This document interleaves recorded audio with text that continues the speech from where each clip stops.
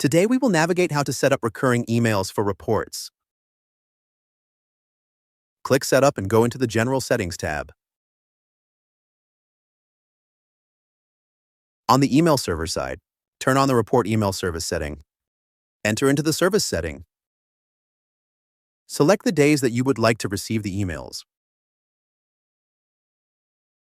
You can also receive weekly emails on your desired day of the week.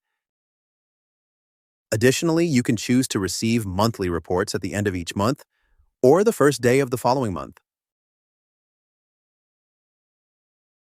Select the time range for the report.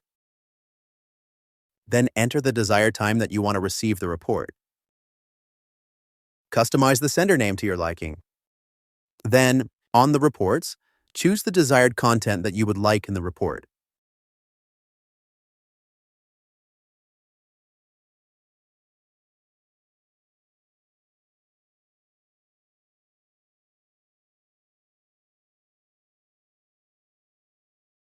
When selected, enter in the desired email destination.